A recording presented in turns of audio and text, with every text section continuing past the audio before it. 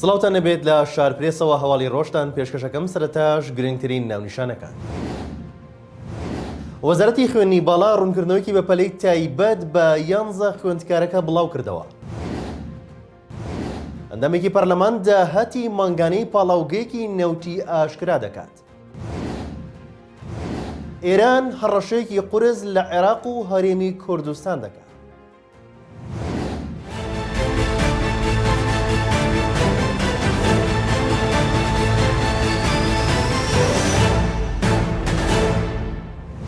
وەزارەتی خوێندنی باڵا و توێژینەوەی زانستی حکوومەتی هەرێم ڕوونکردنەوەیکی بەپەلە دەدات سەبارەت بە هەواڵی گواستنەوەی 11 خوێندکار لە زانکۆی کوردستانەوە بۆ زانکۆی سلێمانی. ڕاشی دەگەێنێت بڕیارەکە یاساییە و زانکۆکەش ئەهلی نییە و حکومیە. ڕۆژی 27 ئەم مانگە خوێندکارانی کۆلیژی پزیشکی لە زانکۆی سلێمانی گرد بوونەوە و ڕایانگەیاند بە بڕیاری وەزیری خوێندنی باڵا 11 خوێندکار لە زانکۆی کوردستانەوە لە بەشی پزیشکی زانکۆکەوە گواستراونەتەوە هەمان باش لە زانکۆی سلێمانی. لەسەر ئەو پرسە باسییان لەوەش کرد زانکۆی کوردستان زانکۆیەکی ناحکومیە و سەر بە ئەنجومەنی وەزیرانە نەخوێندنی باڵا. پێش چەند ساڵێکیش کردنەوەی کۆلیژی پزیشکی لەو زانکۆیە نەڕزایەتی خوێندکارانی کۆلیژی پزیشکی زانکۆ حکومیەکانی لێکەوتەوە، چونکە لەو کۆلیژە ئەهلیە خوێندکاران دەتوانن بە کۆنمرەی کەمتر بخوێنن. لەو ڕۆژەوە سەرچاوێکی باڵا لە وەزارەتی خوێندنی باڵا و توێژینەوەی زانستی بە شارپرێسی ڕاگەاند. ئەو زانیاریانە ڕازنین کە دەڵێن ئەو زانکۆیە ئەهلیە، ئەو زانکۆیە ئەهلی نییە و سەر بە ئەنجومەنی وەزیرانە.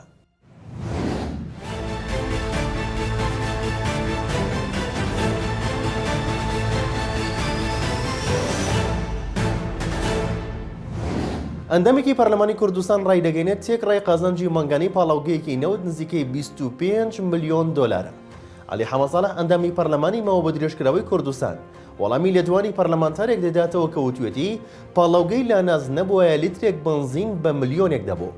لەوبارەیەوە عەلی حەمەدساڵح بڵاوی کردوتەوە ئەرکی پەرلەمانتار بە دووەداچوونە. ئەو پاڵاوگەیە نەوتی ڕۆژئەوە و نەوتی عینزالە بە هەرزان دەکرێت و تەنها بۆ ئەوانە کەس بۆینێ نزیکی بێتەوە و دەیپاڵێون. ئەوان لیترێک بنزین بە 1050 دینار دەدەنە حکوومەت و حکوومەت بە 800 دینار دەیفرۆشێتەوە، واتە لە دەهاتی گشتی پارە دەدرێتە لاناس. ڕاشی گەیاندووە تەنها لە بنزین مانگانە نزیکەی 12 ملیۆن دۆلاری قازانجە، جگە لە گازوایلەکەی کە کوالێتی باشە بەبێ مۆڵەت ڕەوانەی تورکیای دەکات و قازانجی چەندین ملیۆن دۆلارە.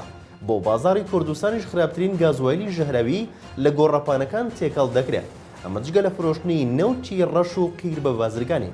ئەو پەرلەمانتارە ئاماژەی بۆش کردووە تێکڕای قازانجی مانگانەی نزیکەی 25 ملیۆن دۆلارە.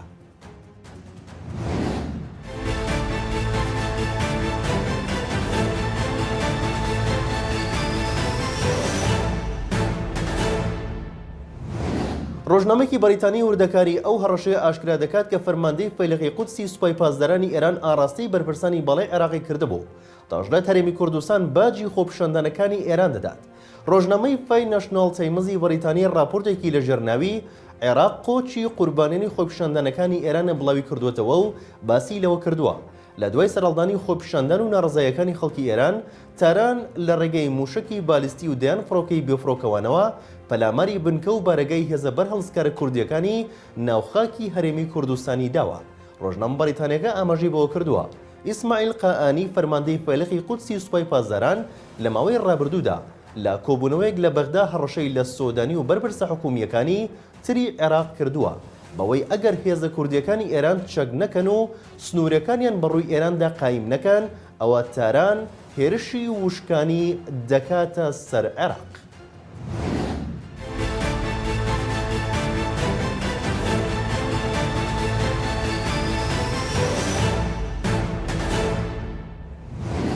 جێگری سەرۆکی لیژنەی نەوت و گازی پەرلەمانی عێراق ئاشکرای دەکات بڕیاری ناردنی نەوت بۆ هەرێمی کوردستان بەو نرخەی ئێستامان ڕاگرتووە.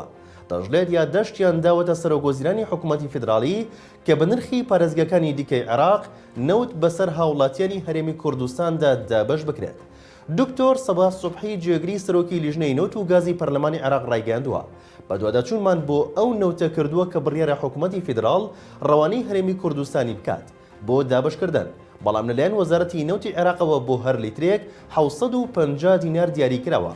ئەوەش لە توانای هاوڵاتیانی هەرێمی کوردستاندا نییە و حکوومەتی عێراق لیتری بە 150 دینار بەسەر پارێزگەکانی دیکەی عێراقدا دابش دەکات.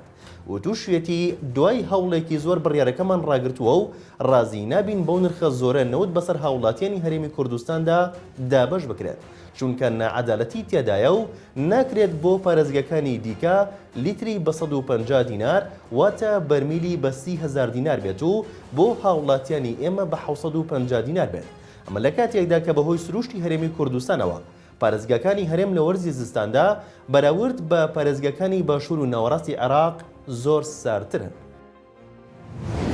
لە شاپرێسەوە هەواڵی ڕۆژتان پێشکەشکرا شاد و بەختەوەر بن.